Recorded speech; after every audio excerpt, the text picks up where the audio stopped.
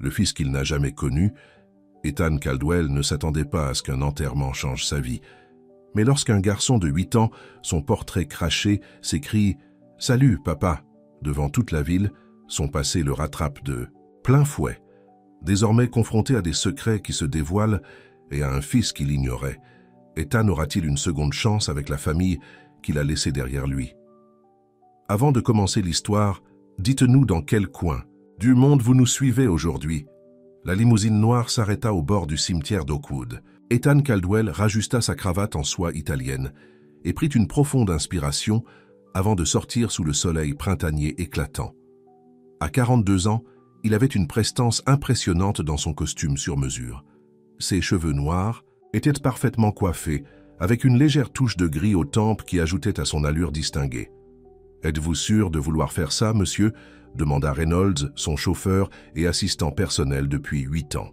Ethan hocha la tête, sa mâchoire serrée. « Je le dois. Frank Cooper m'a donné ma chance quand personne d'autre ne le voulait. Je lui dois au moins ça. 12 ans s'étaient écoulés depuis qu'Ethan avait mis les pieds à Riverdale. 12 ans depuis qu'il avait quitté cette petite ville qu'il trouvait trop étouffante pour ses ambitions. Il était de retour un millionnaire self-made dont le visage apparaissait régulièrement dans les magazines économiques et dont le nom inspirait à la fois la crainte et l'admiration dans les salles de conseil à travers le pays. En marchant vers le groupe de personnes en deuil près de la tombe ouverte, il sentit les regards et les chuchotements le suivre. Le garçon du coin qui avait réussi, l'homme d'affaires impitoyable qui avait tout abandonné. « J'ai entendu ? À dire qu'il vaut plus de 100 millions maintenant, » chuchota quelqu'un. « Il n'est même pas revenu quand son propre père est mort. » Ajouta une autre voix. Ethan les ignora tous, il n'était pas venu pour eux. Il était venu pour Frank, le propriétaire du magasin de quincaillerie, qui lui avait donné son premier emploi à 16 ans, qui lui avait prêté l'argent pour son premier semestre d'université, lorsque son propre père avait refusé. Il se tenait au bord de la foule, les mains dans les poches, tandis que le ministre parlait de la vie et de l'héritage de Frank. Les yeux d'Ethan se posèrent sur des visages familiers, plus âgés maintenant, mais toujours reconnaissables. D'anciens professeurs, d'anciens voisins, la femme qui avait l'habitude de le garder quand il était enfant. C'est alors qu'il la vit. Jasmine Hayes se tenait de l'autre côté de la tombe, le menton haut, son élégante peau brun foncé irradiant au soleil. À 39 ans, elle était encore plus belle qu'il ne s'en souvenait. Ses cheveux étaient différents maintenant, tressés jusqu'aux épaules, au lieu des boucles naturelles dans lesquelles il aimait passer ses doigts. Elle portait une simple robe noire qui épousait ses courbes, dignes et sobres. Ethan sentit son cœur faire un bond, comme avant chaque fois qu'elle entrait dans une pièce. Puis il remarqua le garçon qui se tenait à côté d'elle. L'enfant ne devait pas avoir plus de 8 ans. Il avait la peau brun chaud et les lèvres pulpeuses de Jasmine. Mais il y avait quelque chose d'autre chez lui, quelque chose qui glaça le sang d'Ethan. La forme de ses yeux, la ligne de sa mâchoire, sa façon de se tenir, les épaules carrées et les mains dans les poches, imitant la posture d'Ethan. Le garçon lui ressemblait exactement. Comme s'il devinait le regard d'Ethan, l'enfant leva les yeux et leurs regards se croisèrent par-dessus la tombe. Le visage du garçon s'illumina de reconnaissance, bien qu'Ethan soit certain qu'il ne s'était jamais rencontré. Puis, avec un sourire radieux qui ressemblait à ses propres photos d'enfance, le garçon s'écria « Salut, papa !» Le monde sembla s'arrêter. La voix du ministre s'estompa en un murmure lointain. Toutes les têtes se tournèrent, d'abord vers le garçon, puis pour suivre son regard vers Ethan. La tête de Jasmine se releva brusquement, ses yeux s'écarquillèrent de panique puis se durcirent de fureur lorsqu'elle aperçut Ethan. Elle prit la main du garçon pour le protéger. « Miles, chut !» chuchota-t-elle avec insistance, mais il était trop tard. Le mal était fait. Une vague de chuchotements se répandit dans la foule. « Papa ?» répéta quelqu'un avec stupéfaction. « Ethan Caldwell a un fils ?» Est-ce que ça veut dire que lui et Jasmine? Ethan resta figé sur place, incapable de comprendre ce qui se passait. Un fils? Il avait un fils? Avec Jasmine? Comment était-ce possible? Ils avaient rompu avant qu'il ne quitte la ville. Elle ne l'avait jamais contacté, jamais dit. La cérémonie se termina dans une tension gênante.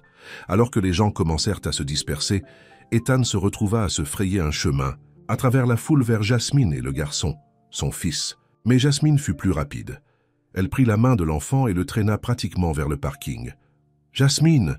cria Ethan en les suivant. « Jasmine, attendez !» Elle s'arrêta brusquement et se retourna pour le faire face. Ses yeux brillèrent de colère et de quelque chose d'autre, de la peur. « Pas ici, Ethan, » dit-elle les dents serrées. « Pas maintenant. Vous ne pouvez pas simplement vous enfuir, » dit-il, sa voix basse mais intense. « Ce garçon m'a appelé papa. Je pense que je mérite des explications. » « Maintenant, vous voulez des explications ?» se moqua-t-elle. « Après 12 ans de silence, c'est riche, même pour vous. » Le garçon, Miles, regarda entre eux avec de grands yeux confus. « Maman !» dit-il en tirant la main de Jasmine. « Est-ce que c'est vraiment mon père, celui sur les photos ?» Jasmine ferma brièvement les yeux, comme si elle rassemblait sa force. « Miles, chéri, pourquoi tu n'irais pas attendre avec tante Trisha près de la voiture? J'ai besoin de parler à Monsieur Caldwell seul. Mais maman, s'il te plaît, Miles, juste une minute. » À contre-cœur, le garçon alla vers une femme d'âge mûr qui attendait près d'une berline modeste. Ethan la reconnut comme la sœur aînée de Jasmine. Une fois Miles hors de portée, Jasmine se tourna vers Ethan, sa voix tremblant d'émotion à peine contenue. « Vous n'avez pas le droit de vous pointer après 12 ans et de commencer à faire des demandes, » dit-elle. « Vous avez renoncé à ce droit lorsque vous êtes parti sans même dire au revoir. Je ne savais rien de lui, Jasmine, » dit Ethan, luttant pour garder sa voix stable. « Comment aurais-je pu? Vous ne m'avez jamais dit que vous étiez enceinte. »« Est-ce que ça aurait fait une différence ?» le défia-t-elle. « Seriez-vous resté? Auriez-vous abandonné vos grands rêves pour une famille dans cette petite ville dont vous ne pouviez plus attendre de vous échapper ?» La question frappa Ethan comme un coup de poing dans l'estomac parce qu'il ne connaissait pas la réponse. À 28 ans, alors que sa première entreprise décollait, aurait-il été prêt à être père? Aurait-il fait des choix différents? « J'avais le droit de savoir, » dit-il finalement. « Saint Miles avait le droit d'avoir un père qui le voulait, » rétorqua-t-elle. « Pas quelqu'un qui le voyait comme un obstacle à ses ambitions. » Ethan passa une main dans ses cheveux, un geste de frustration qu'il se permettait rarement dans sa vie professionnelle. « On peut en parler ailleurs ?» demanda-t-il, conscient des regards curieux qu'ils attiraient. « S'il te plaît, Jasmine, je viens de découvrir que j'ai un fils. J'ai besoin de comprendre. » Elle sembla se dégonfler légèrement, la colère la quittant. « Très bien, rendez-vous au Cooper's Diner dans 1 heure. J'ai besoin de ramener Miles à la maison d'abord. »« Le Cooper's est toujours ouvert ?» demanda Ethan, momentanément distrait par la mention de l'endroit où lui et Jasmine avaient partagé d'innombrables repas ensemble lorsqu'ils étaient adolescents. Un fantôme de sourire scintilla sur son visage. « Certaines choses à Riverdale ne changent pas, Ethan. » Sur ce, elle se retourna et s'éloigna, laissant Ethan seul parmi les pierres tombales, sa vie irrémédiablement altérée en l'espace d'un seul instant. Le Cooper's Diner ressemblait exactement à ce dont Ethan se souvenait. Les mêmes banquettes, en vinyle rouge, le même sol en damier noir et blanc, même le jukebox dans le coin jouant de la musique country douce qui faisait office de toile de fond aux conversations tranquilles des clients de l'après-midi. Ethan s'assit dans la banquette du fond, sirotant une tasse de café aussi mauvais qu'il y a 12 ans. Il était arrivé tôt, ayant besoin de temps pour rassembler ses pensées. Son téléphone n'avait pas arrêté de vibrer avec des messages de son assistante exécutive concernant les réunions qu'il manquait, les contrats qui nécessitaient son attention. Pour la première fois depuis des années, il les avait tous ignorés. La sonnette au-dessus de la porte tintinabula et Jasmine entra. Elle avait changé de vêtements, portant un jean et un chemisier simple, mais elle gardait toujours la même dignité silencieuse qui l'avait toujours attirée vers elle. Plusieurs clients hochèrent la tête en guise de salut en passant, et elle leur rendit leur salutation avec un sourire. Elle glissa dans la banquette en face de lui, son visage soigneusement neutre. « Où est Miles ?» demanda Ethan. « Avec ma sœur, » répondit-elle.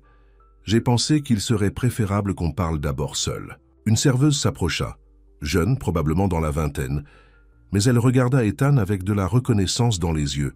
« Eh bien, regardez ce que le chat a traîné, » dit-elle avec un sourire. « Ethan Caldwell lui-même, ma mère, disait que vous finiriez soit en prison, soit sur la couverture du Fortune Magazine. Je suppose qu'elle avait raison à moitié. » Ethan réussit un sourire crispé, essayant de la placer.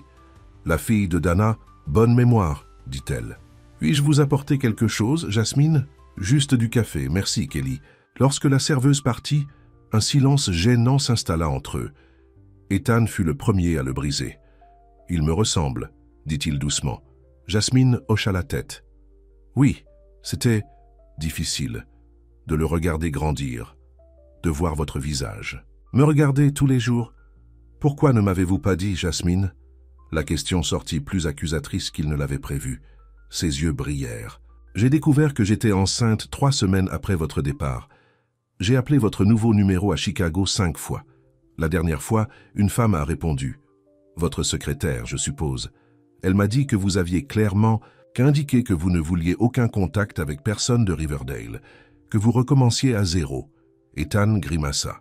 Il se souvenait avoir donné ses instructions à sa première assistante, désespéré de rompre les liens avec la vie de petite ville qu'il était si désireux de laisser derrière lui. Mais il avait pensé aux voisins curieux, aux anciens camarades de classe à la recherche d'un emploi, à son père alcoolique, pas à Jasmine. « Jamais, Jasmine. J'aurais pris votre appel, dit-il. « Peut-être, concéda-t-elle. Mais ensuite, vous construisiez votre empire, Ethan. Vous avez dit très clairement avant de partir que rien ne vous arrêterait. Pas cette ville, pas votre famille et pas moi. » La serveuse revint avec le café de Jasmine et ils restèrent silencieux jusqu'à ce qu'elle parte. « J'étais blessé, continua Jasmine, et fier, trop fier pour vous supplier de faire partie de nos vies alors que vous aviez fait votre choix si clairement. Alors j'ai fait mon propre choix. J'ai décidé d'élever Miles seul et de le laisser croire que son père ne le voulait pas. » La voix d'Ethan était tranchante, soudain en colère. « Non, dit fermement Jasmine, je n'ai jamais dit ça. Je lui ai dit que son père vivait loin, qu'il avait un travail important à faire. En grandissant et en commençant à poser plus de questions, je lui ai montré des articles à votre sujet. Vos réussites. Il est en fait très fier de vous. » Ethan recula, stupéfait. Il savait qui j'étais? Tout ce temps? Bien sûr qu'il le savait. Qu'est-ce que vous pensiez qu'il ait simplement appelé au hasard un inconnu, papa? Lors d'un enterrement? Jasmine secoua la tête. Miles a votre photo dans sa chambre. Quand il vous a vu là, il vous a reconnu immédiatement. Ethan essaya de traiter cette information. Son fils avait grandi en le connaissant, en regardant sa photo, en suivant sa carrière de loin, alors qu'il ne savait même pas que le garçon existait. « Je veux le rencontrer, dit Ethan. Vraiment, je veux apprendre à le connaître. » L'expression de Jasmine devint prudente. « Ethan, vous ne pouvez pas simplement faire irruption dans sa vie, puis disparaître à nouveau lorsque vous vous ennuyez ou que vous êtes occupé. C'est un enfant, pas une acquisition commerciale. »« Je sais ça, » dit Ethan offensé. « C'est mon fils, Jasmine. Biologiquement, oui, admit-elle. Mais être père, c'est plus que de l'ADN. C'est être là, jour après jour, année après année.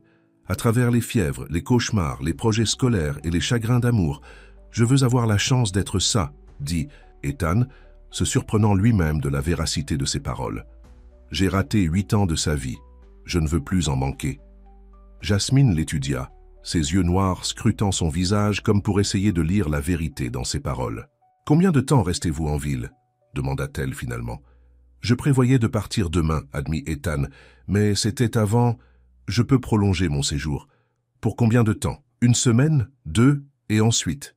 C'était une question légitime, et une question à laquelle Ethan n'avait pas de réponse immédiate. Sa vie était à Chicago, son entreprise, son appartement de luxe, son existence soigneusement structurée où il contrôlait chaque variable. « Je ne sais pas encore, » dit-il honnêtement, « mais je vais trouver une solution. » Jasmine soupira, passant un doigt autour, du bord de sa tasse à café. « Miles a de plus en plus parlé de vous ces derniers temps, se demandant pourquoi vous ne lui rendez pas visite.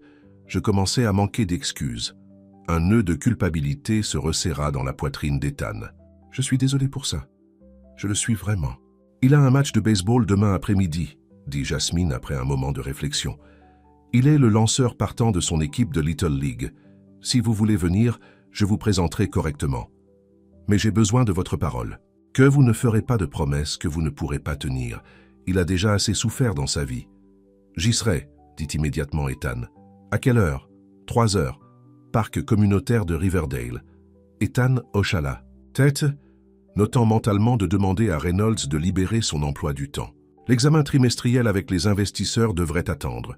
« Il y a quelque chose d'autre que vous devriez savoir, » dit Jasmine, sa voix prenant une qualité hésitante. « Je suis fiancé. » Ethan ressentit une douleur inattendue dans sa poitrine. « Oh, il s'appelle David Mitchell. C'est le proviseur du lycée. Nous sommes ensemble depuis 3 ans. » Elle tourna une simple bague en diamant sur sa main gauche qu'Ethan n'avait pas remarquée auparavant. « Il a été bon pour Miles et pour moi. Je suis content pour vous. » Ça, dit automatiquement Ethan, bien que les mots sonnent creux dans sa bouche.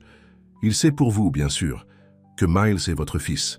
Il est inquiet que vous apparaissiez soudainement dans la vie de Miles. Il veut s'assurer que Miles ne soit pas blessé. Je ne suis pas là pour blesser qui que ce soit, dit Ethan. Surtout pas mon propre fils. » Jasmine hocha la tête, mais il pouvait voir le doute dans ses yeux.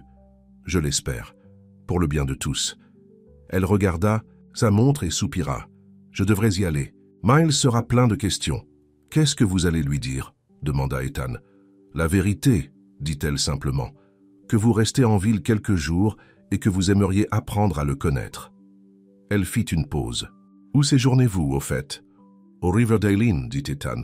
C'était le seul hôtel que j'ai pu trouver en ville. » Un sourire tira les lèvres de Jasmine. « C'est le seul hôtel en ville, point final.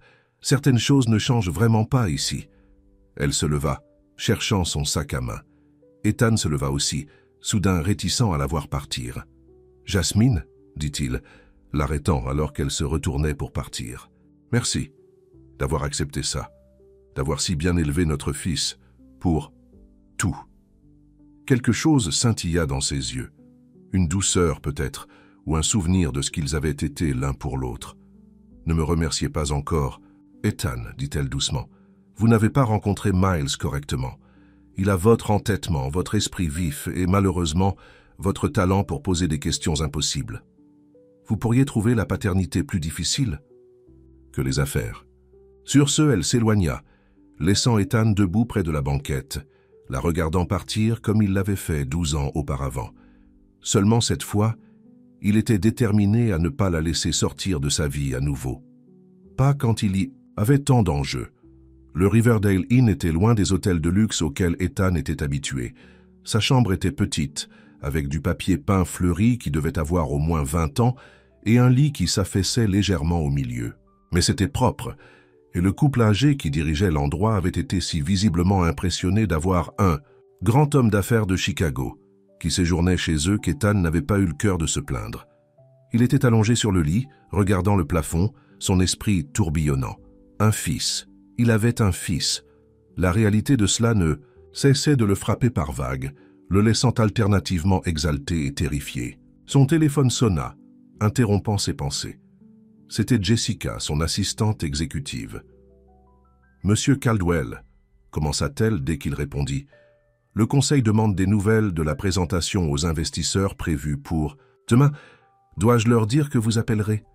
Ethan ferma les yeux, se massant le haut du nez. « Non, Jessica, je n'appellerai pas. J'ai besoin que vous la reprogrammiez. » « Reprogrammer ?» La surprise dans sa voix était évidente. En 10 ans, Ethan n'avait jamais reprogrammé une réunion du conseil. « Puis-je demander pour combien de temps ?»« 1 semaine, » dit Ethan après un moment d'hésitation. « Peut-être plus. Je m'occupe d'une affaire personnelle. Tout va bien, monsieur ?» Maintenant, il y avait de l'inquiétude dans sa voix. « Oui, » dit Ethan et fut surpris de réaliser qu'il le pensait.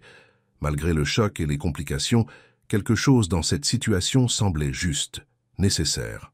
« Tout va bien, j'ai juste besoin de temps. »« Bien, sûr monsieur, je ferai les arrangements. » Elle fit une pause. « Et l'acquisition de Henderson ?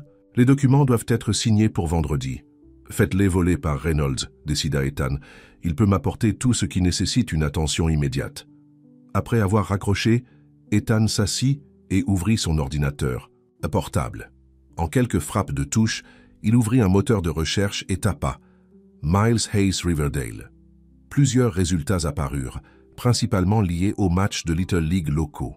Il y avait une photo du Riverdale Gazette montrant une équipe de jeunes garçons en uniforme bleu. Le cœur d'Ethan fit un bond lorsqu'il aperçut Miles au premier rang, souriant largement, tenant un trophée.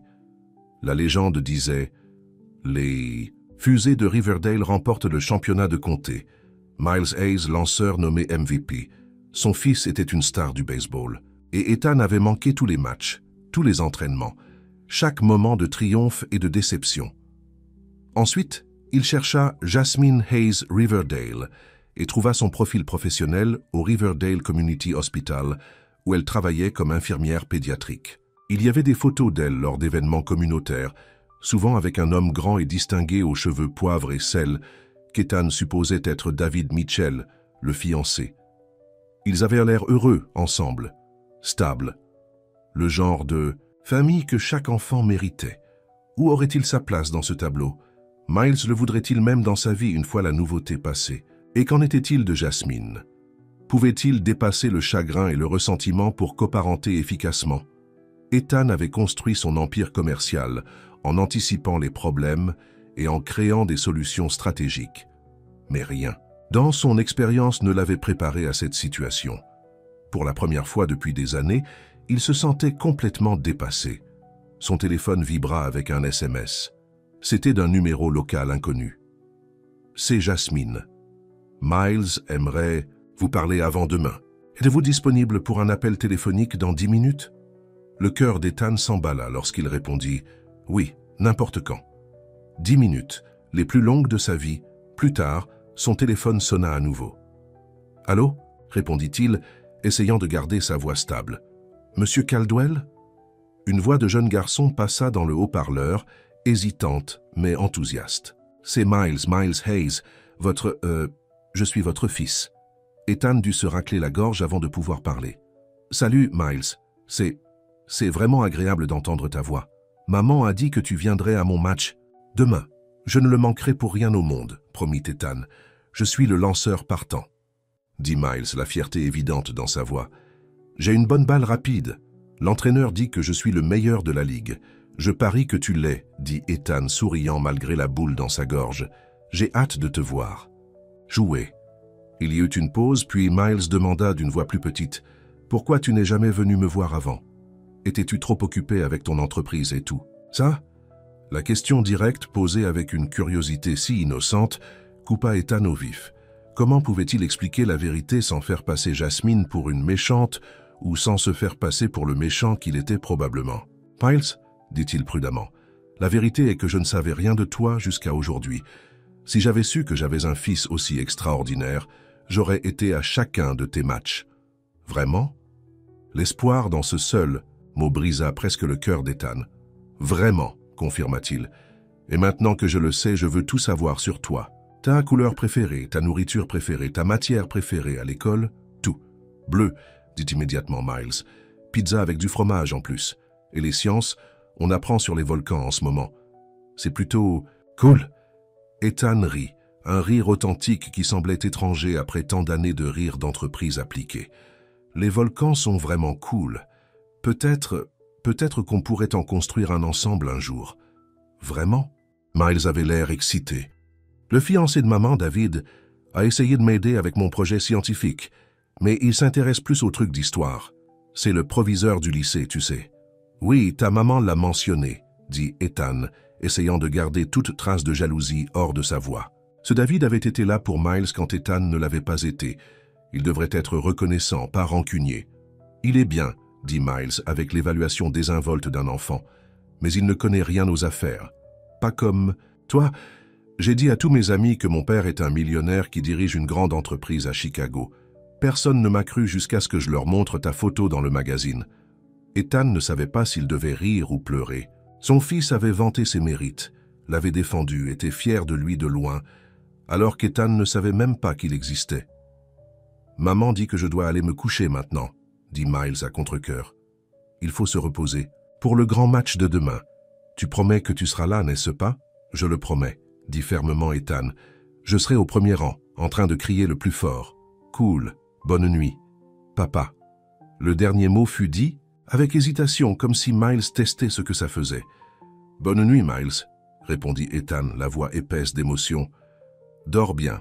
À demain. » Après la fin de l'appel, Ethan resta assis dans la chambre silencieuse, le téléphone toujours serré dans sa main, les larmes coulant sur son visage pour la première fois depuis des années. Demain, il commencerait à réparer les choses. Demain, il commencerait le voyage pour devenir le père que son fils méritait. Mais d'abord, il avait beaucoup de choses à réfléchir sur ce que cela signifierait pour sa vie soigneusement construite à Chicago. Parce qu'une chose devenait déjà claire, Rencontrer Miles avait tout changé et il n'y avait pas de retour en arrière. Ethan se réveilla tôt le lendemain matin, son esprit toujours sous le choc des révélations d'hier. Il prit une douche et s'habilla soigneusement, choisissant une chemise à boutons décontractés et un pantalon au lieu de son habituel costume d'affaires. Aujourd'hui, il ne s'agissait pas d'être le PDG Ethan Caldwell, il s'agissait d'être le père de Miles. Après un petit déjeuner rapide au café local, où il subit les regards curieux des habitants de la ville, Ethan décida de faire une promenade autour de Riverdale. La petite ville avait moins changé qu'il ne le pensait. La rue principale avait toujours le même magasin de quincaillerie où Frank Cooper lui avait donné son premier emploi. Le cinéma où lui et Jasmine avaient partagé leur premier baiser était toujours debout, bien que le marquet annonçait des films qu'il n'avait pas encore vus. En passant devant l'école primaire de Riverdale, il ralentit le pas. Serait-ce là que Miles allait à l'école? Aimait-il ça? Avait-il beaucoup d'amis? Il y avait tellement de questions, tellement de pans de la vie de son fils qui étaient un mystère complet pour lui. Son téléphone sonna, interrompant ses pensées. C'était Reynolds. « Monsieur, j'ai atterri à l'aéroport régional. Dois-je vous apporter les documents maintenant ?»« Non, » décida Ethan. « Rendez-vous au terrain de baseball du parc communautaire à 4 heures. Je signerai tout après le match. » « Le terrain de baseball ?» Reynolds avait l'air confus. Il était avec Ethan depuis assez longtemps pour savoir que son patron n'avait aucun intérêt particulier pour le sport. « Oui, Reynolds, mon fils joue aujourd'hui. » Il y eut une longue pause au bout du fil. « Votre fils, monsieur ?»« C'est une longue histoire, » dit Ethan. « Je vous expliquerai plus tard. » Il raccrocha et continua sa promenade, se rendant finalement au parc communautaire où se déroulerait le match de Miles. Le terrain de baseball était vide maintenant, la rosée du matin scintillant encore sur l'herbe. Ethan s'assit dans les gradins, essayant d'imaginer ce que ce serait de regarder son fils lancer de cet endroit, même dans quelques heures. Une voix le fit sursauter de ses pensées. Un peu tôt pour un match, n'est-ce pas? Ethan se retourna pour voir un homme s'approcher, grand et distingué avec des cheveux poivre et sel. Il le reconnut immédiatement sur les photos en ligne. David Mitchell, le fiancé de Jasmine. « Je prends juste mes repères, » répondit Ethan, se levant et tendant la main. « Ethan Caldwell, je sais qui vous êtes, » dit David, serrant sa main fermement. « David Mitchell. » Les deux hommes se jaugeant en silence pendant un instant. « Jasmine m'a dit que vous seriez au match, » dit finalement David. « Elle a aussi mentionné que vous ne saviez rien de Miles jusqu'à hier. »« C'est exact, » confirma Ethan, se demandant où cette conversation allait. David hocha la tête, son expression neutre mais ses yeux attentifs. Miles a passé la moitié de la nuit debout, trop excité pour dormir. Il n'arrête pas de parler de votre venue à son match. La culpabilité et le plaisir se mêlèrent dans la poitrine d'Ethan. « J'ai hâte. J'ai besoin d'être clair sur quelque chose, » dit David, son ton devenant plus sérieux. « Miles est un bon enfant, sensible, même s'il essaie de le cacher. Jasmine et moi avons travaillé dur pour lui donner de la stabilité, de la structure, de l'amour. Je ne veux pas que cela soit perturbé. Je ne suis pas là pour perturber quoi que ce soit, » dit Ethan, se hérissant légèrement de l'accusation implicite. « Je veux juste apprendre à connaître mon fils. » Et ensuite, défia David. « Vous retournez à votre vie à Chicago, et Miles se demande pourquoi son père a disparu à nouveau. Les enfants ont besoin de cohérence, monsieur Caldwell. Appelez-moi Ethan, » dit-il automatiquement, puis ajouta, « et je suis conscient de ce dont les enfants ont besoin. Je suis encore en train de trouver comment tout équilibrer, mais je suis déterminé à faire partie de la vie de Miles à partir de maintenant. » David l'étudia pendant un long moment. « Pour ce que ça vaut, je crois que vous le pensez, vraiment en ce moment. Mais le penser et le faire sont deux choses différentes. J'ai vu le visage de Miles chaque fois qu'il vous lit dans un magazine ou vous voit aux informations économiques. Il est fier de vous, mais il y a toujours cette question dans ses yeux. Pourquoi son père ne veut-il pas le connaître? » Les mots frappèrent Ethan durement. « Je veux arranger ça, je l'espère, » dit sincèrement David. « Pour le bien de Miles. » Il vérifia sa montre. « Je devrais y aller. J'ai promis d'aider à installer le stand de concession avant le match. Jasmine amènera Miles vers 2h30 pour les échauffements. » Alors que David se retournait pour partir, Ethan l'appela. « Mitchell, vous semblez être un homme bien. Miles a de la chance de vous avoir dans sa vie. » David s'arrêta, puis hocha la tête en signe de reconnaissance avant de s'éloigner. laissant Ethan seul avec ses pensées une fois de plus. À 3 heures, le parc communautaire était en effervescence. Les parents et les frères et sœurs remplissaient les gradins, discutant et riant en attendant le début du match. Ethan s'assit un peu maladroitement au premier rang, se sentant déplacé parmi ces gens qui partageaient une communauté et une histoire dont il ne faisait plus partie. Il aperçut Jasmine près de l'abri des joueurs, aidant à organiser le matériel de l'équipe. Elle portait un jean et un t-shirt bleu qui correspondaient aux couleurs de l'équipe, ses cheveux attachés en queue de cheval pratique. Même dans ça, des vêtements aussi décontractés, elle lui coupait le souffle. Puis il vit Miles courant sur le terrain en uniforme bleu et blanc, gants à la main. Le cœur d'Ethan gonfla d'une fierté qu'il n'avait jamais connue auparavant. Son fils, son garçon. Comme s'il sentait la présence d'Ethan, Miles regarda vers les gradins. Lorsqu'il aperçut Ethan, son visage s'illumina d'un sourire si large qu'il était visible de l'autre côté du terrain. Il fit signe avec enthousiasme, puis se tourna pour tirer la manche de Jasmine, pointant avec excitation dans la direction d'Ethan. Jasmine suivit le geste de Miles et croisa le regard d'Ethan. Elle fit un petit sourire hésitant et un signe de tête de reconnaissance. Puis elle se baissa pour dire quelque chose à Miles, qui se lança immédiatement dans une course vers les gradins. « Tu es venu !» s'exclama Miles en « Même propriétaire, même recette !» dit Jasmine avec un petit sourire. « Miles, vas-y maintenant. On se retrouve à la voiture dans quelques minutes. » Une fois Miles hors de portée, Jasmine se tourna vers Ethan, le visage grave. « Tu t'entends bien avec lui. »« Il me le facilite, » répondit honnêtement Ethan. « C'est un enfant incroyable, Jasmine. Tu as fait un travail extraordinaire pour l'élever. » Elle accepta le compliment d'un signe de tête. « Il t'aime beaucoup. Je m'inquiète de voir à quel point il s'attache aussi rapidement. »« Est-ce une mauvaise chose ?» demanda Ethan. « Oui, si tu vas disparaître de sa vie aussi soudainement que tu y es apparu, » dit-elle brutalement. Ethan soupira, se passant une main dans les cheveux. « Je te l'ai dit hier, je ne veux plus rien manquer de sa vie. J'essaie de trouver comment faire fonctionner ça à long terme. »« Et tu y es arrivé ?» le défia-t-elle. « Trouver une solution, je veux dire ? » « Pas entièrement, admit-il, mais j'y travaille. J'ai déjà prolongé mon séjour ici. Je réfléchis à la possibilité de trouver un logement plus permanent en ville. » Les yeux de Jasmine s'écarquillèrent de surprise. « Tu retournerais à Riverdale ?»« Peut-être pas définitivement, » dit Ethan, réfléchissant encore à la logistique en parlant. « Mais je pourrais partager mon temps, installer un bureau satellite ici, faire des visioconférences pour les réunions quand je ne peux pas être à Chicago. C'est un grand changement, » dit lentement Jasmine. « Un changement nécessaire, » que rétorqua Ethan. « Tu avais raison hier, être père, ce n'est pas quelque chose que je peux faire à temps partiel ou à distance.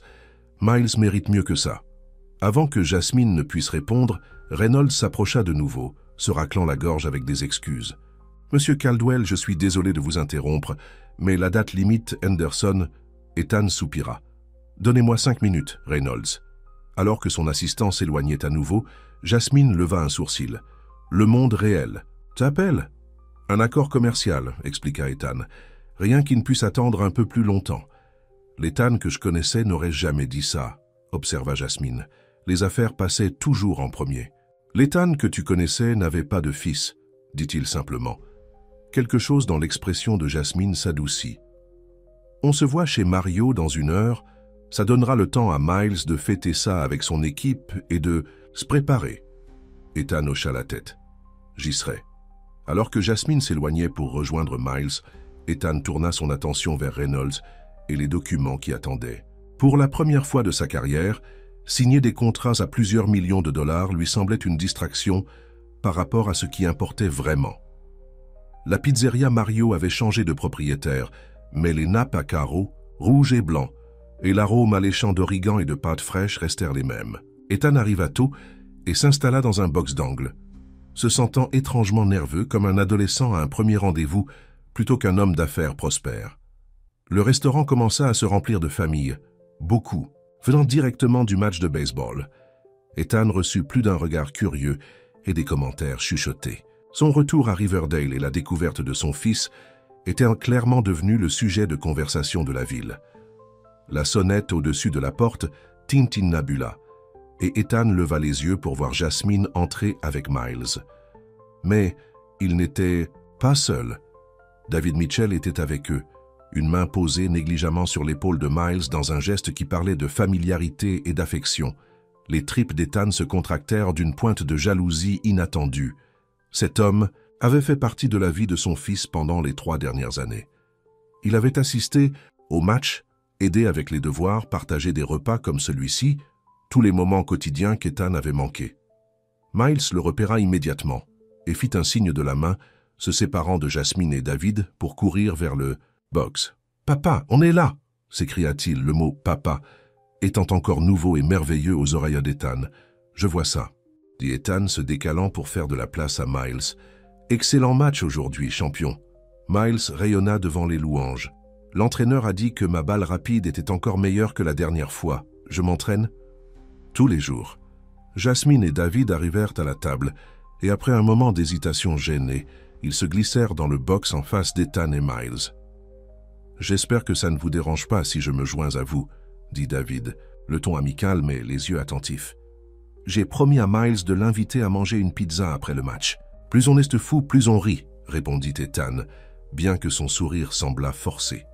Une serveuse s'approcha, souriant largement à Miles. « Eh bien, si ce n'est pas notre lanceur vedette, la même chose, mon pote. »« Oui, s'il vous plaît, » dit Miles. « Fromage en plus ?»« Et un root beer » ajouta Jasmine, lançant à Miles un regard entendu lorsqu'il commença à protester. « De l'eau d'abord, puis un root beer avec le dîner. » La familiarité facile de leur interaction soulignait à quel point Ethan était encore un étranger dans la vie de son fils. Ils avaient des habitudes, des blagues intérieures, des règles établies, une dynamique familiale dont ils ne faisaient pas partie. « Alors, Ethan, » dit David après qu'ils eurent passé leur commande, « Jasmine a mentionné que tu pourrais rester à Riverdale plus longtemps que prévu. »« C'est exact, » confirma Ethan. « J'explore des options qui me permettraient de passer plus de temps ici. »« Comme quoi ?»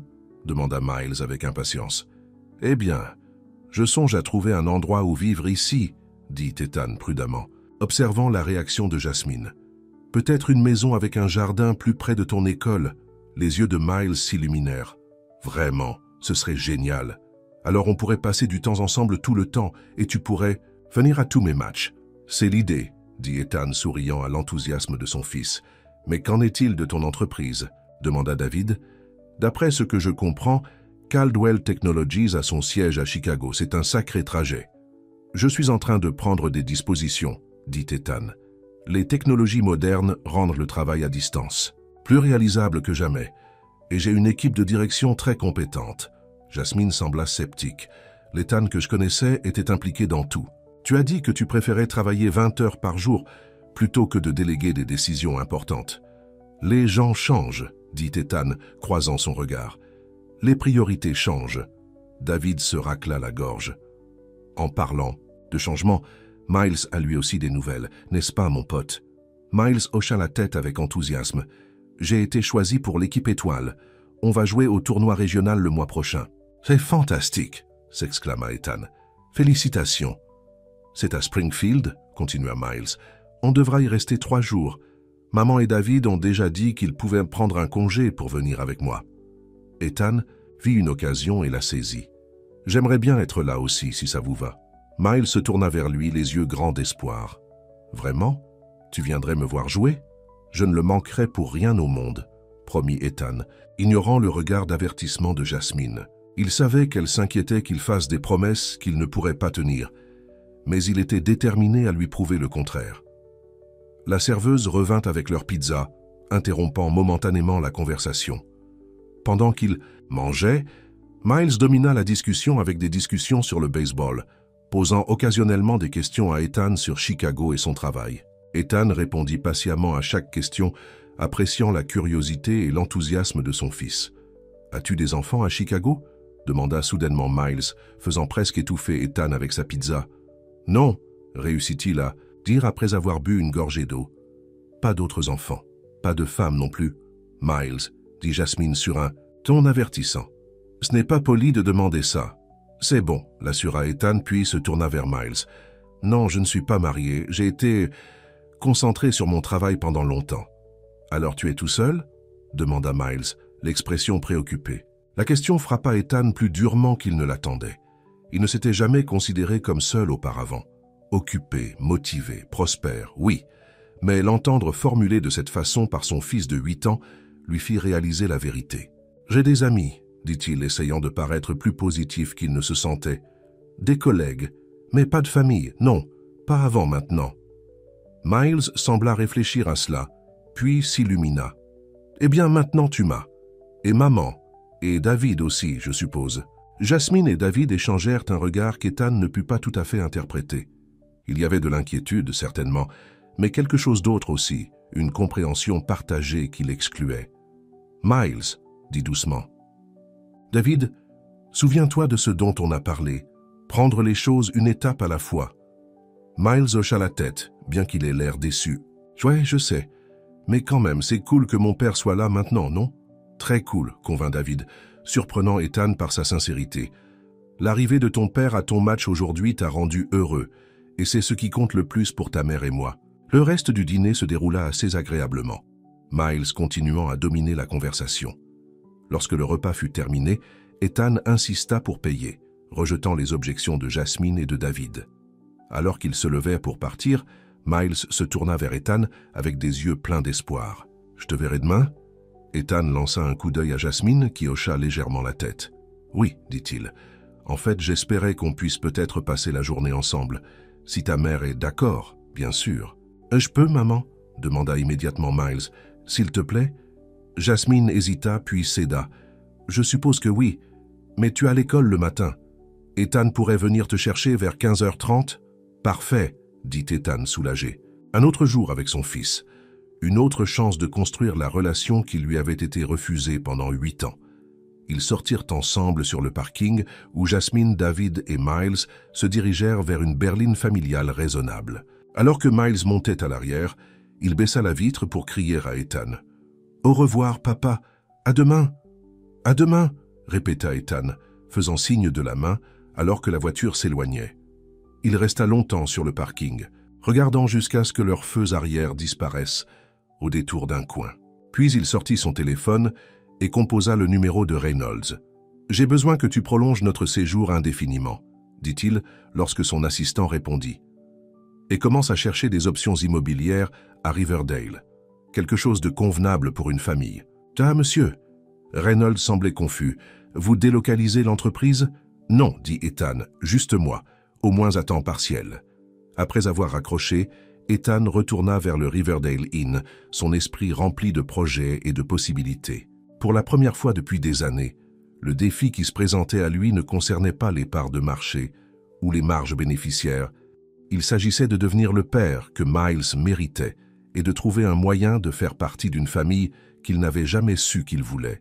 Les jours suivants tombèrent dans une routine. Ethan passait ses matins à gérer les affaires à distance, puis rencontrait Miles après l'école pour quelques heures de temps père-fils. Ils jouaient à la balle au parc, construisaient un volcan miniature pour le projet scientifique de Miles et explorèrent le ruisseau où Ethan pêchait lorsqu'il était enfant. Ethan était étonné de la rapidité et de la facilité avec lesquelles il était tombé amoureux de son fils. Miles était intelligent, drôle, gentil, tout ce qu'un père pouvait espérer d'un enfant. Et Miles, à son tour, semblait impatient d'absorber chaque instant avec le père qu'il n'avait connu que par les photos et les articles de presse. Jeudi après-midi, Ethan était assis sur un banc de la place de la ville, attendant que Miles sorte de son club de robotique après l'école. Il feuilletait ses emails sur son téléphone, levant occasionnellement les yeux vers l'école primaire de l'autre côté de la rue. « Pat, ça vous dérange si je me joins à vous ?» Ethan leva les yeux pour voir Jasmine se tenir là, vêtue d'une blouse. Elle devait venir directement de l'hôpital. « S'il vous plaît, » dit-il, se déplaçant pour lui faire de la place, sur le banc. Elle s'assit, gardant une distance prudente entre eux. « J'ai fini mon service tôt. J'ai pensé venir chercher Miles moi-même aujourd'hui. Il passe un bon moment dans ce club de robotique, » commenta Ethan. « Il veut que je l'aide à construire un robot plus perfectionné ce week-end. » Jasmine sourit. « Il a toujours été intéressé par le fonctionnement des choses. Il te ressemble de ce côté-là. » Ils restèrent assis, en silence amical pendant un moment, observant les parents se rassembler devant l'école. « Tu as vraiment été là pour lui, » dit finalement Jasmine, la voix douce. « Je dois admettre que je n'étais pas sûr que tu le ferais. »« Je t'ai dit que je le ferais, » dit Ethan, essayant de ne pas paraître sur la défensive. « Les gens disent beaucoup de choses qu'ils ne pensent pas, Ethan, surtout lorsqu'ils sont pris au dépourvu par des nouvelles qui changent la vie. Elle se tourna pour le regarder directement. « Mais tu as été là, tous les jours, comme tu l'avais promis. »« Est-ce si difficile à croire, l'Ethan que je connaissais ?» dit-elle avec un petit sourire triste. « Oui, les affaires passaient toujours en premier. Rien ni personne ne pouvait rivaliser avec ton ambition. » Ethan grimaça, sachant qu'elle avait raison. J'étais jeune, motivé. Je pensais que le succès signifiait arriver au sommet quoi qu'il en coûte, ou qui je devais laisser derrière moi. Et maintenant ? Maintenant je sais mieux, dit-il simplement. Ou j'apprends du moins. Jasmine l'étudia longuement. Miles t'adore, tu sais. Il parle constamment de toi. Papa a dit ça. Et papa c'est ça. C'est tout ce que j'entends ces jours-ci. La fierté et la culpabilité se battaient dans la poitrine d'Ethan. J'essaie d'être à la hauteur. C'est ce qui m'inquiète, admit Jasmine. Il est déjà tellement investi dans cette relation. Que se passe-t-il lorsque tu devras retourner à Chicago? Lorsque tu manqueras un match de baseball à cause d'une réunion importante? Lorsque la vraie vie s'immisce dans ce fantasme père-fils parfait que vous deux avez créé? Ce ne sera pas parfait, reconnut Ethan. Je le sais, il y aura des défis, des compromis. Mais je suis déterminé à faire en sorte que ça marche, Jasmine. Je cherche des maisons ici à Riverdale. J'ai réorganisé mon équipe de direction pour gérer davantage les opérations quotidiennes sans moi. Jasmine sembla surprise. « Tu es vraiment sérieux à ce sujet ?»« Bien sûr que je le suis, » dit fermement Ethan. « C'est mon fils. » Avant qu'elle ne puisse répondre, les portes de l'école s'ouvrirent et les enfants commencèrent à sortir en courant. Miles les repéra presque immédiatement et courut vers eux, son sac à dos rebondissant contre son dos. « Maman, papa, vous êtes tous les deux là !» s'exclama-t-il, le visage illuminé de joie. « Délice spécial aujourd'hui !» dit Jasmine, souriant à l'enthousiasme de son fils. « J'ai pensé qu'on pourrait peut-être tous prendre une classe ensemble. » « Vraiment ?» Miles regarda entre eux comme s'il avait peur de croire que c'était vrai. « Ça me va, » dit Ethan, se levant. « Montre-nous la voie, champion. » Alors qu'ils se dirigeaient vers le glacier, Miles au milieu, bavardant avec enthousiasme, sur sa journée, Ethan se surprit à regarder Jasmine du coin de l'œil. Elle avait été la première et la seule femme qu'il ait jamais vraiment aimée. Marchant à côté d'elle maintenant, avec leur fils entre eux, il ne put s'empêcher de se demander ce qui aurait pu être s'il avait fait des choix différents il y a 12 ans. Le glacier était bondé de clients après l'école, mais ils réussirent à trouver une petite table près de la fenêtre. Miles s'attaqua à son cornet de pâte à biscuits aux pépites de chocolat avec enthousiasme, tandis qu'Ethan et Jasmine optèrent pour des coupes de crème glacée au café. « Alors ?» dit Jasmine après que Miles leur eut donné un compte-rendu détaillé de son projet de robotique. « David et moi pensions faire un barbecue ce dimanche. Rien de sophistiqué, juste quelques amis et voisins. On a pensé... Et bien, si tu es libre, tu pourrais vouloir te joindre à nous. » L'invitation prit Ethan au dépourvu. « Tu et David voulaient que je sois là. » C'était, en fait, l'idée de David, admit Jasmine. Il a dit que si tu devais faire partie de la vie de Miles à long terme, on devrait tous essayer de s'entendre, pour le bien de Miles. « Homme intelligent, » dit Ethan, véritablement impressionné par la maturité de David. « J'aimerais bien venir. »« Génial !» s'exclama Miles. « Tu peux rencontrer tous mes amis. Et tu peux voir notre maison. J'ai une cabane dans les arbres dans le jardin que David a construite pour moi. Ça a l'air génial, » dit Ethan, ignorant la pointe, de jalousie à la mention de la cabane dans les arbres que David avait construite. Il devait se rappeler que David avait été là, quand lui ne l'avait pas été. L'homme avait gagné sa place dans la vie de Miles. Ils finirent leur glace et Jasmine consulta sa montre. « On devrait rentrer. Miles a des devoirs et David prépare le dîner ce soir. »« Bien sûr, » dit Ethan, essayant de ne pas montrer sa déception de voir leur temps ensemble se terminer. Alors qu'ils sortirent du glacier, Miles demanda soudainement « Papa peut venir dîner aussi ?» Jasmine sembla surprise. « Eh bien, Pas ce soir, » interrompit rapidement Ethan, la sauvant de devoir refuser. « J'ai quelques appels à passer, mais je te verrai demain après l'école, d'accord ?» Miles hocha la tête, bien qu'il ait l'air déçu.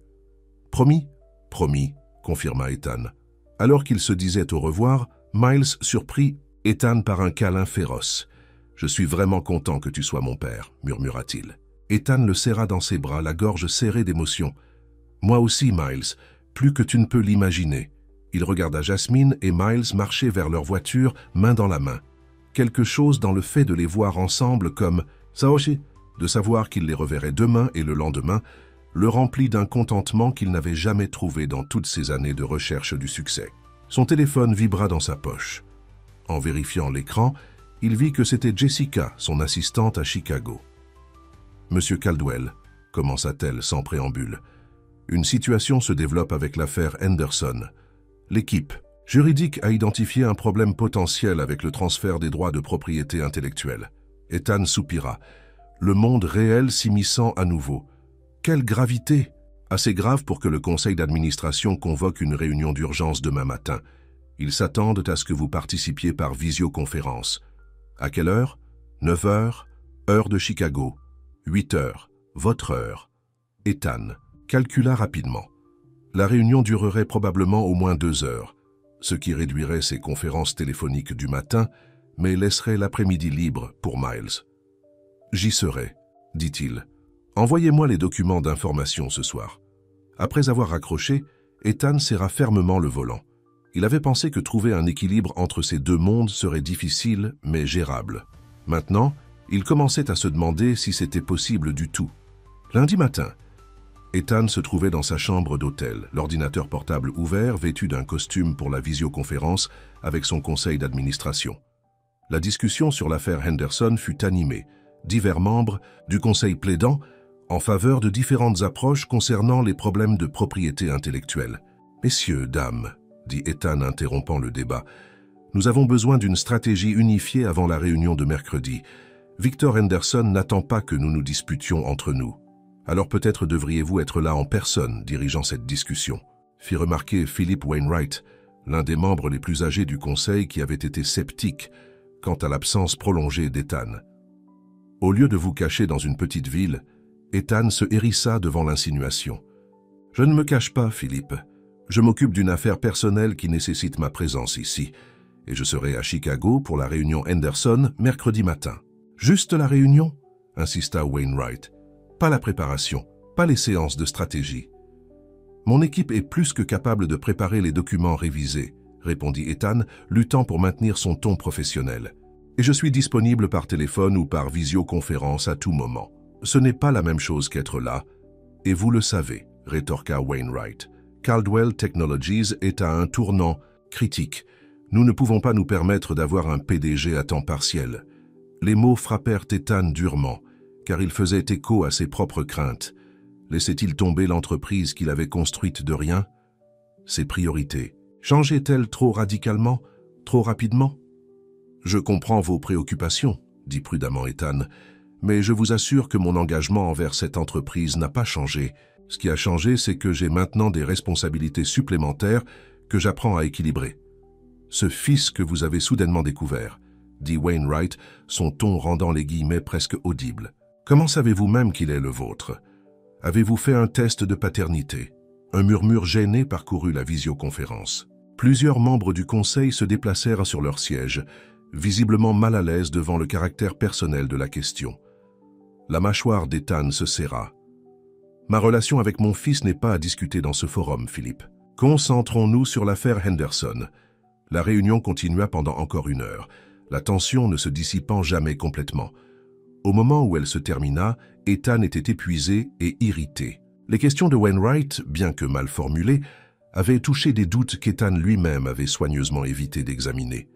Un test de paternité ne lui était jamais venu à l'esprit. Dès qu'il avait vu Miles, il avait su au plus profond de lui que c'était son enfant. La ressemblance était indéniable. Et pourtant, un homme d'affaires responsable prendrait-il une décision aussi bouleversante sans vérification? Il repoussa cette pensée en changeant de costume pour des vêtements décontractés. Miles était son fils. Il le sentait dans son cœur et c'était suffisant. Le reste de la matinée fut consacré aux emails et aux appels téléphoniques. À l'heure du déjeuner, Ethan se rendit au bureau immobilier pour signer les papiers de la maison de Maple Street.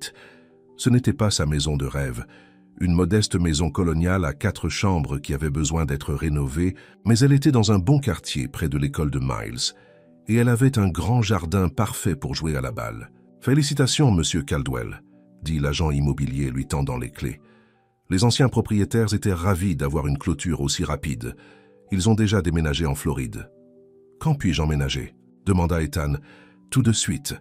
La maison est vide et vous appartient, bien que vous puissiez vouloir faire de la peinture ou des rénovations avant de vous installer complètement. » Ethan hocha la tête, imaginant déjà une chambre pour Miles pour ses visites nocturnes. « Je ferai livrer des meubles cette semaine. Pour l'instant, j'ai juste besoin d'un endroit qui ne soit pas une chambre d'hôtel. » À 15h30, Ethan était arrivé devant la maison de Jasmine et David. Miles attendait sur les marches, le kit de robot ouvert à côté de lui, le manuel d'instruction déjà en main. « Papa !»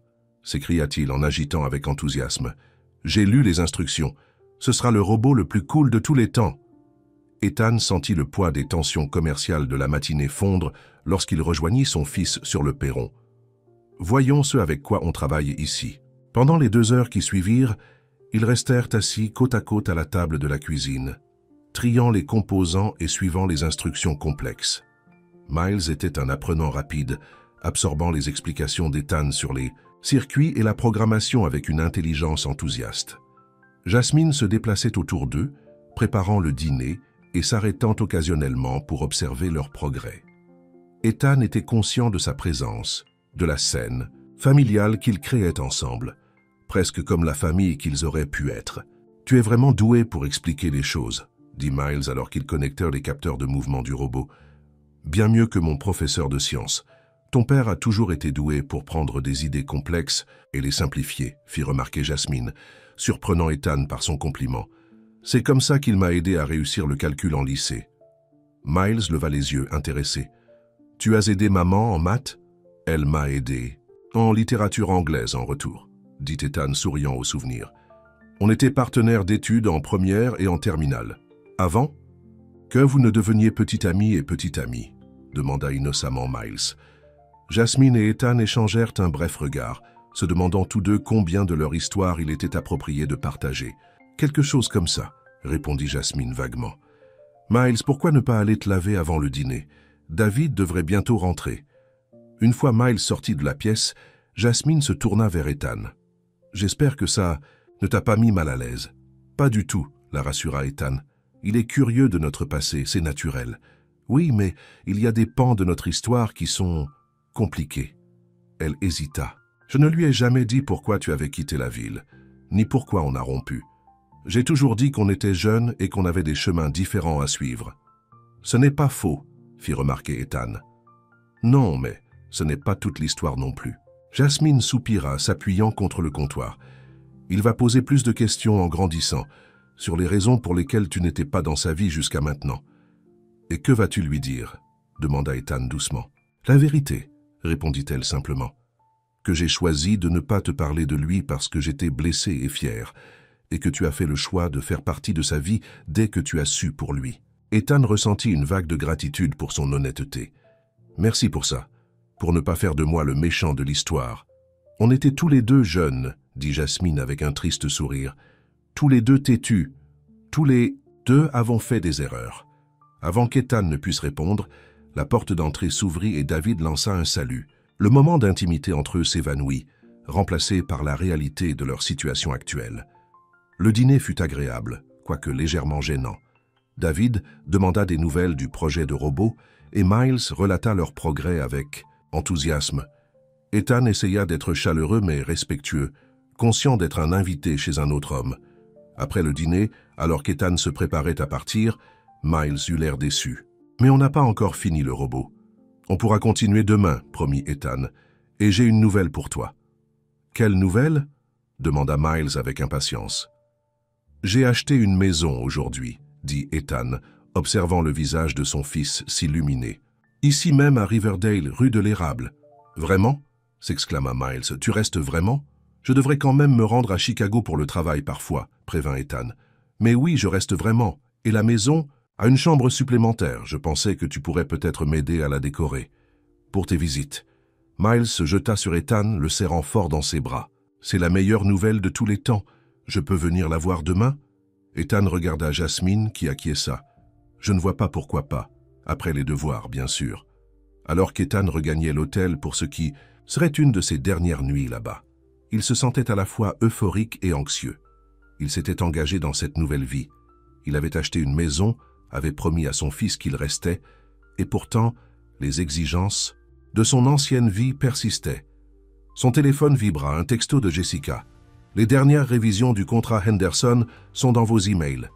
Le service juridique a besoin de vos remarques pour demain matin. » Ethan soupira, sachant qu'une autre nuit blanche de travail l'attendait. Mais pour la première fois de sa carrière, cette perspective ne le dynamisait plus comme avant. Il se retrouva plutôt à souhaiter être encore à la table de la cuisine avec Miles, à construire un robot et à créer des souvenirs qu'aucun contrat commercial ne pourrait jamais remplacer. Le mardi matin fut une succession de préparatifs, de dernière minute pour le voyage d'Ethan à Chicago. Son vol était prévu en soirée, ce qui le ferait arriver à Chicago vers minuit. La réunion Henderson était fixée à 9 h mercredi matin, après quoi il retournerait précipitamment à l'aéroport pour un vol à 13 h pour Riverdale, espérant arriver juste à temps pour la présentation scientifique de Miles à 16 h. L'emploi du temps était serré, sans marge pour les retards ou les complications. Ethan n'avait jamais organisé un voyage d'affaires aussi court auparavant, préférant toujours prévoir un temps tampon pour les problèmes imprévus. Mais le visage impatient de Miles, lorsqu'il parlait de sa présentation, rendait le risque acceptable. Il passa la matinée à faire plus d'appels vidéo, puis l'après-midi à montrer sa nouvelle maison à Miles. Le garçon courut de pièce en pièce, planifiant déjà l'emplacement des meubles et quelle chambre serait la sienne. « Celle-ci, déclara Miles debout dans une chambre ensoleillée avec vue sur la cour. Elle a la meilleure vue pour un télescope. Je peux avoir un télescope, papa? Je ne vois pas pourquoi pas, dit Ethan, notant mentalement de rechercher des télescopes adaptés aux enfants de 8 ans. On pourrait observer les étoiles ensemble. Et la cour est parfaite pour jouer à la balle, continua Miles, son enthousiasme débordant. Et pour un chien. On peut prendre un chien, papa. Ethan rit. Une chose à la fois, mon pote. Laisse-moi d'abord faire installer quelques meubles. Ils passèrent 1 heure à mesurer les pièces et à dresser des listes de ce qu'Ethan devrait acheter. L'enthousiasme de Miles était contagieux, et Ethan se sentit réellement excité à l'idée de créer une maison ici, à Riverdale. Lorsqu'il fut temps de ramener Miles chez Jasmine, l'humeur du garçon se ternissa. « Tu dois vraiment aller à Chicago ce soir? Tu ne peux pas simplement faire ta réunion sur ordinateur comme hier ?» Ethan s'agenouilla au niveau des yeux de Miles. « Je le voudrais bien, mon pote, mais c'est une réunion vraiment importante que je dois faire en personne. Ce n'est que pour une journée, et je serai de retour à temps pour ta présentation scientifique de demain. »« Promis ?» demanda Miles, les yeux sérieux. « Je le promets, » dit Ethan fermement. « Rien ne pourrait m'empêcher de voir ce volcan en action. » Miles acquiesça, apparemment satisfait. « Maman dit que les promesses sont très importantes, que tu ne dois jamais en faire une que tu ne peux pas tenir. »« Ta mère a tout à fait raison, » acquiesça Ethan, sentant le poids de la responsabilité dans ce petit visage confiant. « Et je te le promets, Miles, je ferai toujours tout mon possible pour tenir mes promesses. » Après avoir déposé Miles avec un câlin serré et une autre assurance concernant la présentation de demain, Ethan retourna à l'hôtel pour préparer son voyage d'une nuit. Reynolds attendait dans le hall pour le conduire à l'aéroport. « Monsieur, il y a quelque chose que vous devriez savoir, » dit Reynolds en s'éloignant de l'hôtel. « Les prévisions météorologiques pour Chicago ne sont pas bonnes. Des orages sont prévus pour demain après-midi. » Ethan fronça les sourcils. « À quel point ? » « Assez mauvais pour que certains vols de l'après-midi soient déjà signalés comme des annulations potentielles. Votre retour à 13 h pourrait être affecté. » L'anxiété se resserra dans la poitrine d'Ethan. « Et les vols plus tôt ? Y a-t-il quelque chose qui part juste après ma réunion ?» Reynolds secoua la tête. Le vol de 13 h est le plus tôt disponible, et il affiche déjà un retard potentiel. Ethan regarda par la fenêtre, observant les bâtiments de Riverdale défiler. Rater la présentation de Miles n'était pas une option. Il avait promis d'être là, et la confiance dans les yeux de son fils lorsqu'il avait fait cette promesse était quelque chose qu'il ne pouvait supporter de trahir. « Changement de plan, » dit-il soudainement. « Ramène-moi à la maison, de la rue de l'Érable. »« Monsieur ?»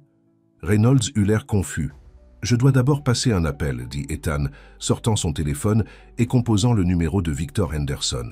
Il fallut un peu de persuasion, mais Henderson accepta finalement une visioconférence au lieu d'une réunion en personne.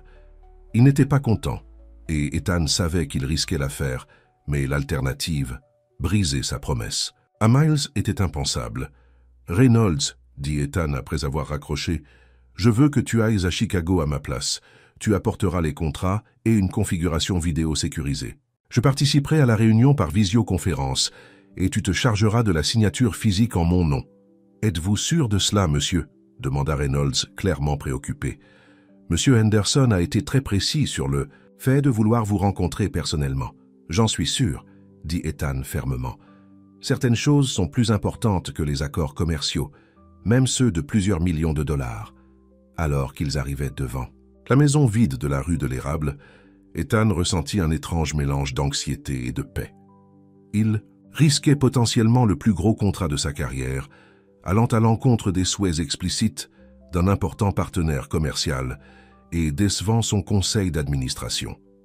Mais il tenait sa promesse à son fils, et d'une certaine manière, cela semblait plus important que tout le reste. Il me faudra que l'équipe technique installe une liaison vidéo sécurisée ici d'ici demain matin, a conseillé Ethan à Reynolds. Et qu'on me livre un bureau, une chaise et tout ce dont j'aurai besoin pour une configuration de bureau temporaire. Oui, monsieur, dit Reynolds, toujours semblant déconcerté par ce comportement inhabituel de son patron, normalement concentré sur les affaires. Alors que Reynolds s'éloignait, se dirigeant seul vers l'aéroport, Ethan se tenait dans la maison vide qui serait son nouveau foyer. Les pièces nues résonnaient sous ses pas alors qu'il traversait, imaginant à quoi elles ressembleraient remplies de meubles. Des rires de Miles, de la vie. Son téléphone sonna. Jessica appelait de Chicago. « Monsieur Caldwell, commença-t-elle, la voix tendue d'inquiétude, je viens d'entendre parler de Reynolds. Est-il vrai que vous ne venez pas à Chicago? Le conseil va faire une crise. Le conseil travaille pour moi, Jessica, pas l'inverse, lui rappela Ethan la voix ferme. Je gérerai la réunion Henderson par visioconférence. Mais monsieur, votre réputation d'implication personnelle dans les accords, est importante, reconnut Ethan, mais pas autant que ma réputation auprès de mon fils pour tenir mes promesses. Il y eut une longue pause à l'autre bout du fil. C'est à propos de la présentation scolaire de votre fils? Oui, dit Ethan. Simplement, je lui ai promis que j'y serais, et je ne vais pas rompre cette promesse, ni pour Henderson, ni pour le conseil, ni pour personne. Une autre pause, puis la voix de Jessica s'adoucit légèrement. Je ne vous ai jamais connu pour mettre quoi que ce soit au-dessus des affaires auparavant. Les choses changent, dit Ethan. Les gens changent. Lorsque vous avez un enfant, vos priorités changent. Je ferai ce que je peux pour arranger les choses avec le conseil, proposa Jessica. Reynolds et moi veillerons à ce que tout soit prêt pour la visioconférence. Merci, Jessica, dit Ethan, sincèrement reconnaissant. J'apprécie votre soutien. Après avoir raccroché, Ethan se tenait dans ce qui serait le salon, regardant le ciel qui s'assombrissait. Il venait de prendre peut-être le pari commercial le plus important de sa carrière, risquant un accord majeur et sapant potentiellement son autorité auprès de son conseil d'administration, tout cela pour la présentation scientifique d'un enfant. Et pourtant, il se sentait plus certain de cette décision que de n'importe quel choix commercial qu'il ait jamais fait. Car lorsque Miles l'avait regardé avec des yeux confiants et avait demandé « Promis ?», la réponse ne pouvait être qu'absolue. Son téléphone vibra, un texto de Jasmine. « Miles veut te dire bonsoir avant de se coucher. Peut-il t'appeler ?» Ethan sourit, tapant en retour « Absolument ». Lorsque le téléphone sonna quelques instants plus tard, la voix excitée de Miles se fit entendre. « Papa, je me suis entraîné à ma présentation 5 fois ce soir. Maman et David ont dit qu'elle était parfaite. J'ai hâte de la voir, dit Ethan. Je suis sûr que tu vas faire un carton. Es-tu déjà à Chicago? Demanda Miles. En fait non, répondit Ethan, décidant que l'honnêteté était la meilleure approche. Il y a un gros orage qui arrive et j'étais inquiet que les vols soient annulés demain. Je reste donc à Riverdale et je fais ma réunion par vidéo à la place. Vraiment? Miles eut l'air surpris. Mais maman a dit que c'était une réunion super importante. Oh, c'est le cas, confirma Ethan. Mais être présent à ta présentation est aussi important. Et je t'ai fait une promesse. Oh, dit Miles, la voix douce d'émerveillement. Personne n'a jamais changé ses projets de travail pour moi auparavant. La simple déclaration brisa presque le cœur d'Ethan. Eh bien, habitue-toi, mon pote, parce que à partir de maintenant, tu passes avant tout. Toujours. Il y eut un bref silence, puis Miles demanda « Papa, je suis vraiment content que tu sois mon père. »« Moi aussi, Miles, » répondit Ethan, la gorge serrée, d'émotion. « Être ton père est la meilleure chose qui me soit jamais arrivée. » Après leurs au revoir, Ethan s'assit par terre dans sa maison vide, le dos contre le mur. Dans le silence, il pensa au chemin qui l'avait mené ici. Le jeune homme ambitieux qui avait quitté Riverdale avec des rêves de réussite. L'homme d'affaires impitoyable qu'il était devenu. Et maintenant, le père qu'il apprenait à être. La maison était vide, résonnante, dépourvue de meubles ou de chaleur.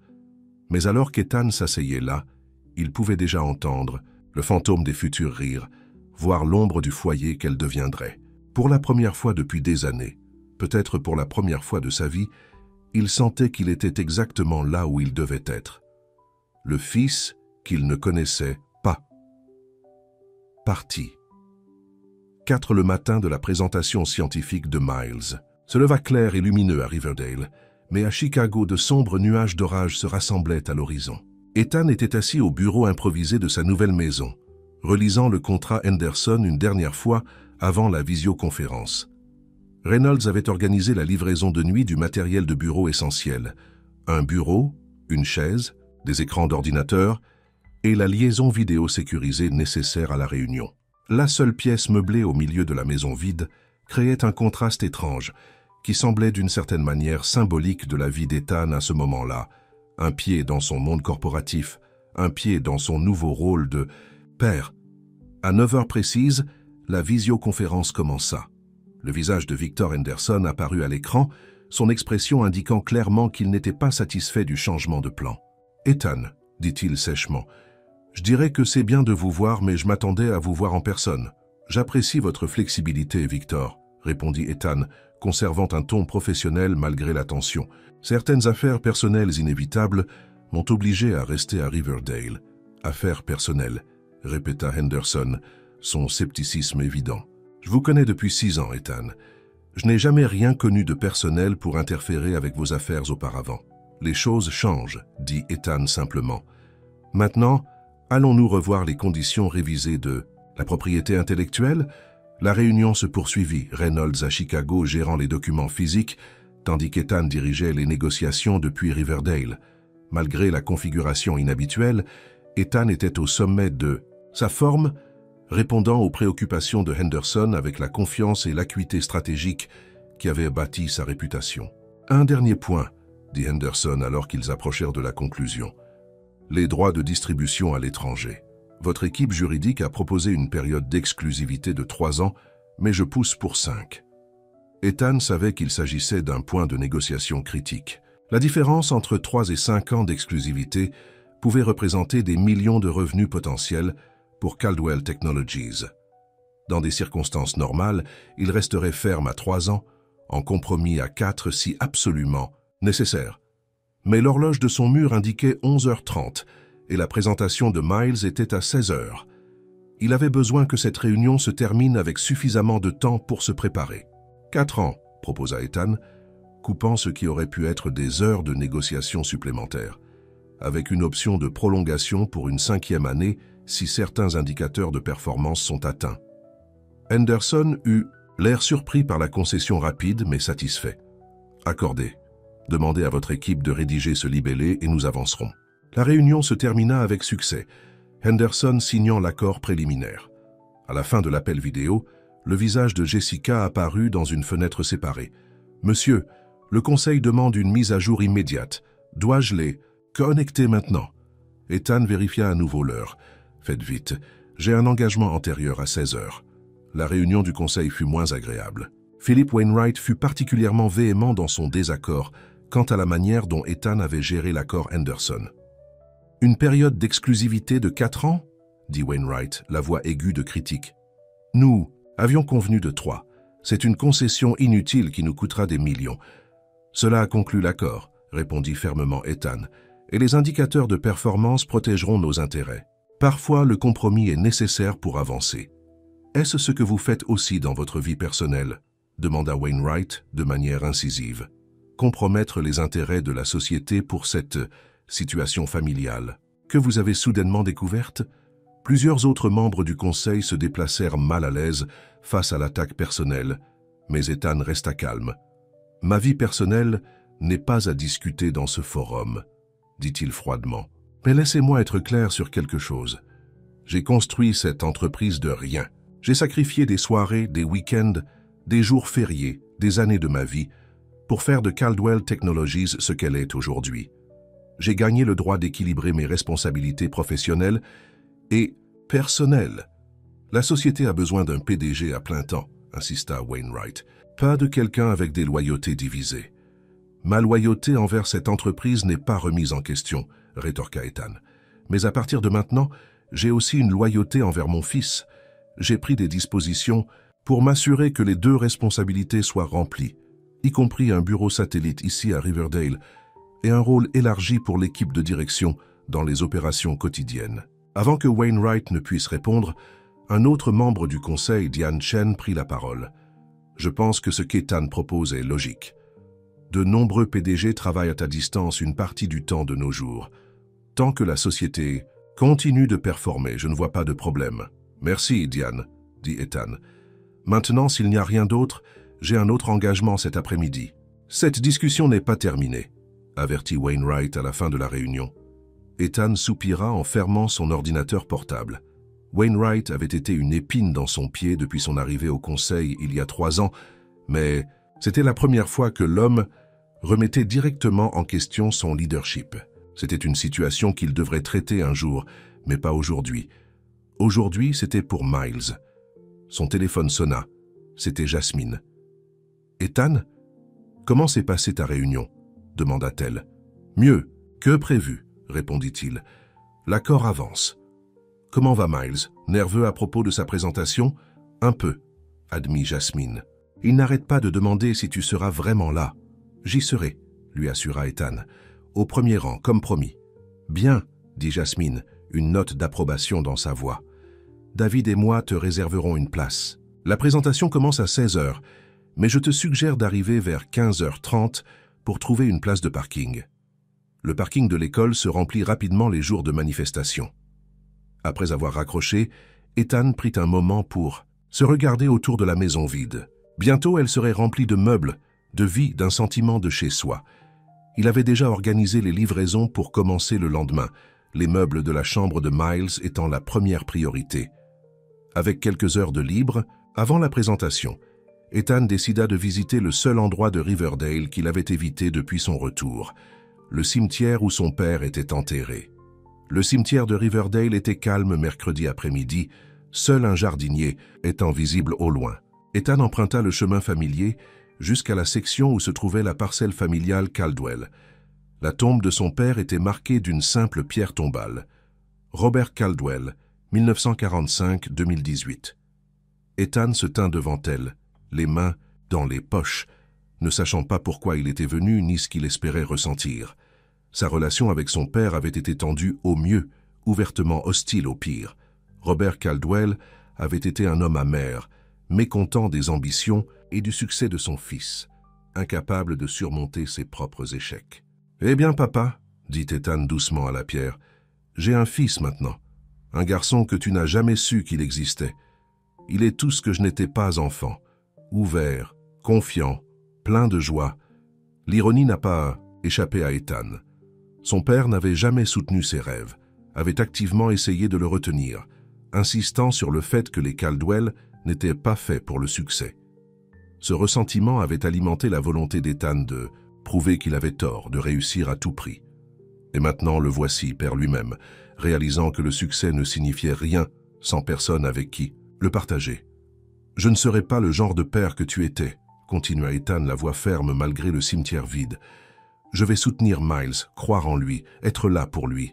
Je vais briser le cycle. » Alors qu'il se retournait, pour partir, il remarqua une femme âgée en train de déposer des fleurs sur une tombe voisine. Il lui fallut un instant pour la reconnaître. Madame Cooper, la veuve de Frank. « Madame Cooper », appela-t-il doucement, se dirigeant vers elle. Elle leva les yeux, la surprise puis la reconnaissance traversant son visage. « Ethan Caldwell, j'ai entendu dire que vous étiez de retour en ville. » Ses yeux se sont portés sur la pierre, tombale devant laquelle il se tenait. « Pour présenter vos condoléances » Quelque chose comme ça, dit Ethan, ne voulant pas expliquer ses sentiments complexes à propos de son père. Je voulais vous dire encore une fois combien... Je suis désolé pour Frank. C'était un homme bien. Madame Cooper hocha la tête, les yeux doux de chagrin mais aussi chaleureux de souvenirs. Le meilleur que j'ai jamais connu. Il était si fier de vous, vous savez. Il gardait toujours des articles sur votre entreprise, les montrait à tous, ceux qui voulèrent les écouter. C'est le garçon à qui j'ai donné son premier emploi, disait-il. Ethan sentit une boule se former dans sa gorge. Frank Cooper avait été plus une figure paternelle pour lui que son propre père ne l'avait jamais été. J'aurais aimé rester plus en contact, rendre visite plus souvent. Nous avons tous des regrets, Ethan, dit doucement Madame Cooper, mais Frank a compris. Il savait que vous deviez forger votre propre chemin. Elle fit une pause, puis ajouta « J'ai entendu dire que vous avez un fils maintenant. Cela doit avoir été une sacrée surprise. Les nouvelles circulèrent vraiment vite à Riverdale. » « Oui, confirma Ethan. Miles, il a 8 ans. Oh, il est incroyable, Madame Cooper. J'aurais aimé que Frank puisse le rencontrer. Il aurait adoré ça, convint-elle. Frank a toujours dit que vous feriez un merveilleux père un jour, si vous ralentissiez suffisamment pour avoir une famille. La simple déclaration frappa Ethan durement. Frank avait vu quelque chose en lui qu'il n'avait pas vu en lui-même. La possibilité d'être non seulement un homme d'affaires prospère, mais un bon père. C'était un vote de confiance de l'au-delà qui signifiait plus que n'importe quelle approbation du conseil d'administration. « J'essaie, » dit Ethan honnêtement. « J'apprends au fur et à mesure. » Madame Cooper lui tapa sur le bras. « C'est tout ce que n'importe quel parent peut faire, mon cher. Maintenant, ne me faites pas attendre. Je suis sûr que vous avez des endroits où aller. » Ethan consulta sa montre. 14h45. « En fait, oui, Miles a une présentation scientifique à l'école cet après-midi. Alors vous feriez mieux de ne pas être en retard, dit Madame Cooper avec un sourire entendu. Rien n'est plus important pour un enfant que de voir ses parents dans le public, le regarder briller. Avec un dernier au revoir à Madame Cooper, Ethan se dirigea vers sa voiture.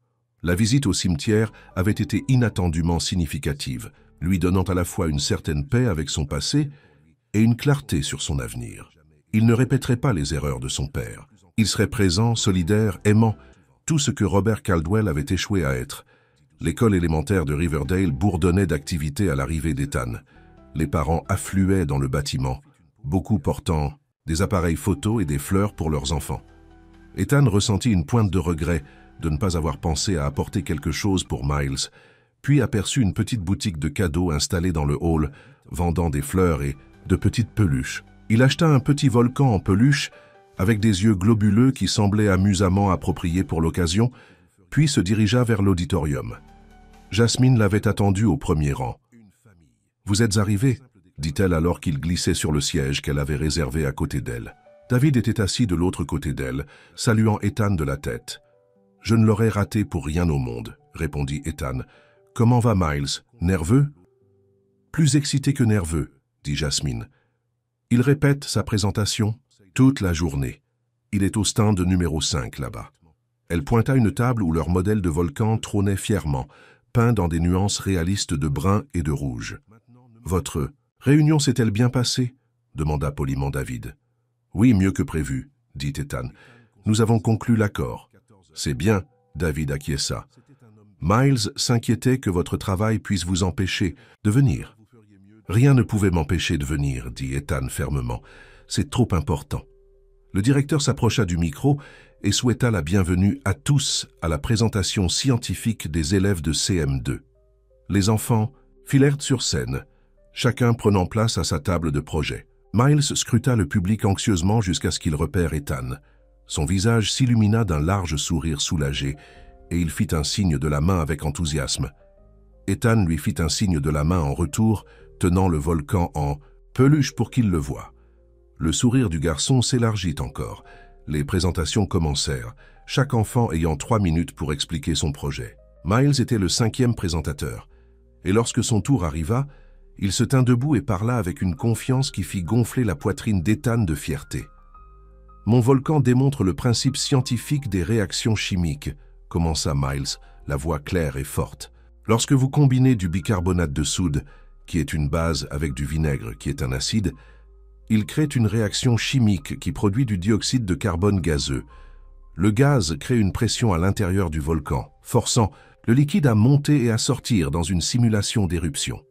Il procéda à la démonstration, versant soigneusement le vinaigre dans la chambre remplie de bicarbonate de soude du volcan. Le mélange bouillonna et moussa, créant une éruption satisfaisante et dramatique qui coulait sur les côtés du modèle. Le public applaudit avec appréciation. « Mon père m'a aidé à construire ce volcan », ajouta Miles, regardant directement Ethan avec fierté. « Il m'a tout appris sur le fonctionnement des volcans réels et sur la façon dont la pression s'accumule en dessous jusqu'à ce qu'elles doivent trouver un moyen de sortir. Tout comme dans notre modèle. » La simple reconnaissance signifiait plus pour Ethan que n'importe quel prix d'entreprise qu'il ait jamais reçu. Il acquiesça, encourageant Miles, qui termina sa présentation par une révérence assurée. Après que tous les enfants eurent présenté, le directeur invita le public à monter sur scène pour voir les projets de près et discuter avec les jeunes scientifiques. Ethan, Jasmine et David se dirigèrent vers la table de Miles. « Tu étais incroyable », dit Ethan, remettant à Miles le volcan en peluche. « Ton explication était claire, scientifique, et tu as parlé comme un vrai expert. »« Vraiment ?» Miles rayonna. « J'étais nerveux, mais ensuite je t'ai vu dans le public, et je me suis souvenu de tout ce que tu m'avais appris sur les volcans. Nous sommes très fiers de toi, dit Jasmine, serrant son fils dans ses bras. Tu as tellement travaillé sur ce projet. Papa a beaucoup aidé aussi, dit généreusement Miles. Il m'a aidé pour la conception et la peinture. C'était toute ton idée, cependant, lui rappela Ethan. Je n'ai fait qu'aider à l'exécution. Alors que d'autres parents et enfants s'arrêtaient pour admirer le volcan, Ethan recula légèrement, observant l'interaction facile entre Miles, Jasmine et David. Ils fonctionnèrent de manière transparente, comme une unité familiale, avec des blagues intérieures et des routines familières. Pendant un instant, il se sentit à nouveau comme un outsider, observant une vie dont il ne faisait pas vraiment partie. Puis Miles leva les yeux, le cherchant dans la foule et éclata de rire lorsque leurs regards se croisèrent. « Papa, viens montrer à Madame Johnson comment nous avons rendu la lave si réaliste. » Et comme ça, Ethan fut inclus, ramené dans le cercle familial par le simple désir de son fils de la voir là. Après la fin des présentations et le nettoyage des stands par les enfants, les familles commencèrent à quitter l'auditorium. Miles rebondissait entre Ethan et Jasmine, serrant son volcan en peluche et rayonne de joie après la présentation. « On peut aller prendre une glace pour fêter ça ?» demanda-t-il avec espoir. « Papa aussi ?» Jasmine échangea un regard avec David, qui acquiesça avec un sourire facile. « Je pense que c'est une excellente idée, » convint-elle. « Ethan, voulez-vous vous joindre à nous ?»« J'adorerais, » dit Ethan, reconnaissant pour l'invitation. Ils marchèrent ensemble jusqu'à la crèmerie. Local. Miles courant devant, se retournant de temps en temps pour s'assurer qu'ils le suivaient tous. À l'intérieur, ils trouvèrent une cabine près de la fenêtre, Miles insistant pour s'asseoir à côté d'Ethan. « Alors ?» dit David alors qu'ils attendaient leur glace. « J'ai entendu dire que vous aviez acheté la maison de la rue de l'Érable. »« C'est exact, » confirma Ethan.